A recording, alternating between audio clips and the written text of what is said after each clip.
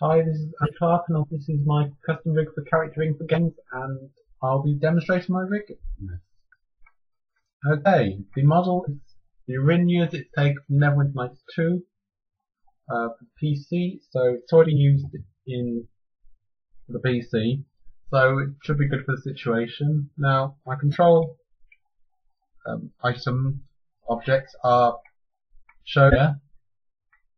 They're colour code depending on their movement. So yellow is for movement. Let's see.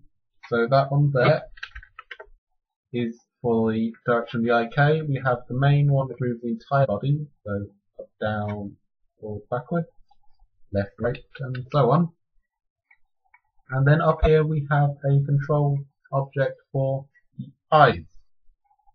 Now the eyes have a look at constraint to this object, so moved around the eyes follow.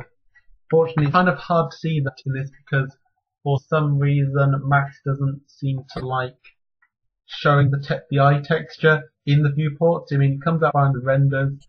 I don't know what Max is doing to why it doesn't like it. It just does this sometimes. So yeah. Blue, as you see here, can't move.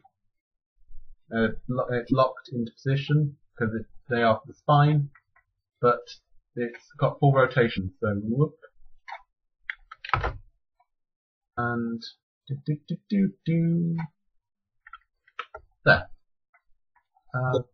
Okay. Now purple means there's reaction manager attached to it. So I have like fingers here. Up here we have shoulders. So, and then down here, this is also a movement of the foot. This is the main movement of the foot, but there is a reaction measure on it. So there's like bending of the ankle and then flexing the toe. So,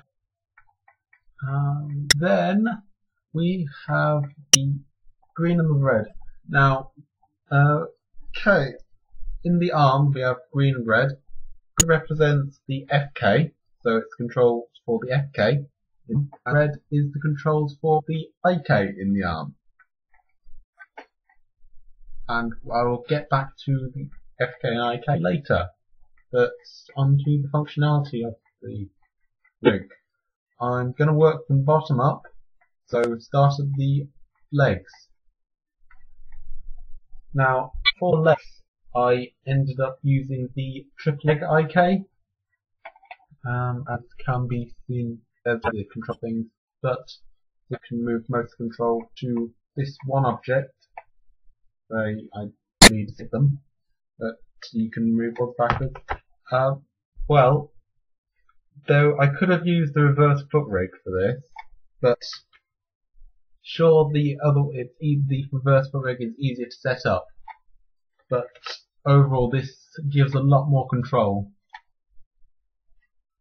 So it's a lot easier to hide.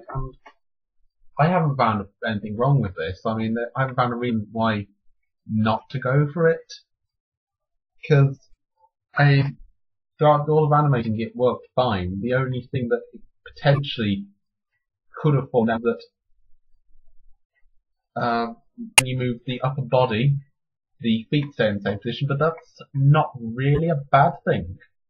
I mean, you sort of want that when you're trying to animate a walk cycle, just so you don't have to keep moving the foot back to where it was. So I don't really see why well, it's a bit better really. What do we have next? Spine. Okay, originally for the spine I was using a reaction manager with the bones inside, but that was horrifyingly complicated and it gave an almost robotic look, so I ended up changing to a spline IK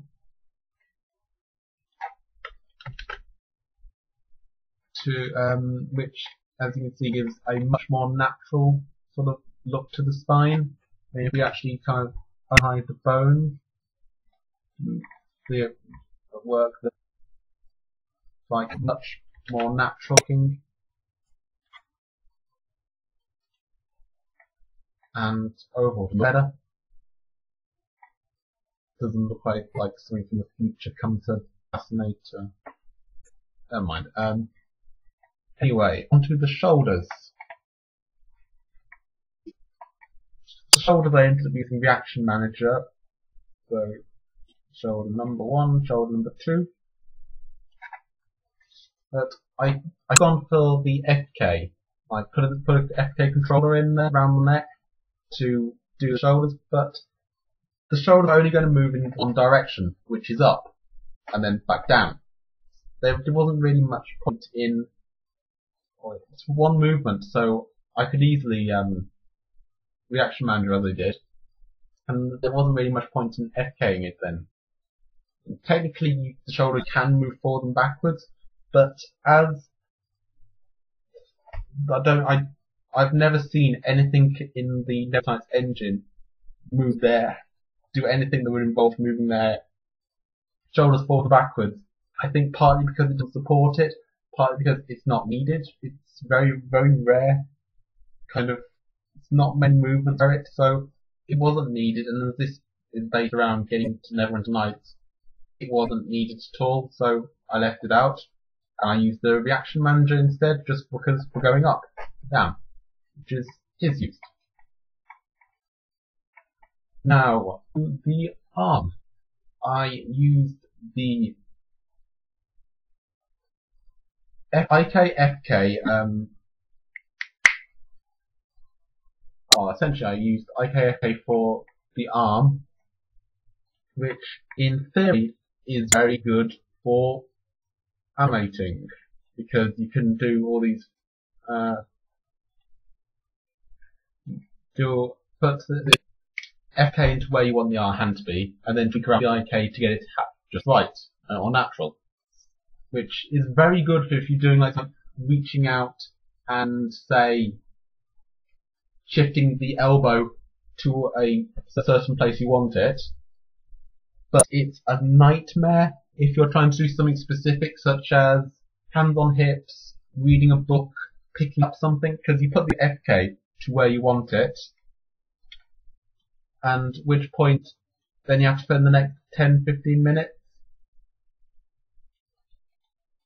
tweaking around with the IK to get it just right.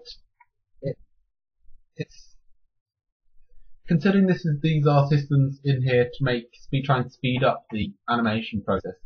It seems almost counterproductive. I mean, if there's a way to turn the IK off at times when you don't need it, or if there's a way you could slide you could put that toggles its how much the IK affects the bone, that would be great. Unfortunately, I don't know enough about scripting to do that before it's impossible.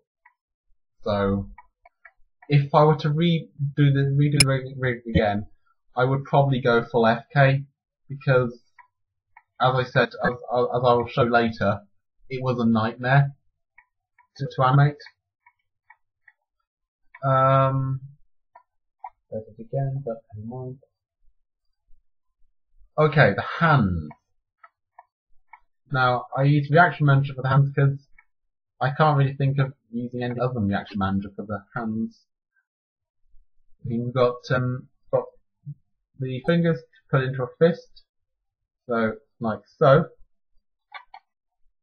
Nice, but also for the thumb, I ended up putting two different reaction managers in, because it's all the movements for putting your hand into a fist and just flexing the thumb are kind of like two parts of it. So I ended up putting in the thumb and then the thumb fist bit.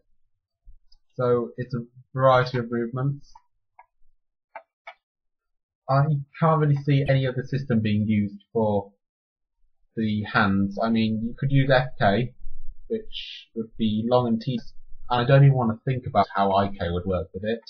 Very badly, I think, I'd imagine. Okay. What next? I believe we're on to the animation. As essentially the models of D I ended up going through with Sexy Walk, really. Well, but as you can probably see on the arms, it was a nightmare to get this hand here to stay on her shoulder, as you move the FK slightly and the IK slightly to keep it so it's not just static while she's moving, because when you're moving with like that, your shoulder isn't static, your elbow is static, but it was a nightmare getting small tweaks to it, because you move the FK slightly, at which point move the IK and it moves the hand, which then means it's then clipping inside, at which point then you tweak around with it for ages to get it working again. And it was a taste. Okay. That's everything animation side. Well, improvements that I would make next time I do this. First of all, I would create the arms using just the FK. I've already said reasons why. I was thinking maybe putting facial rigging in as a further improvement, because maybe going through for the eyes, so you get a blinking action.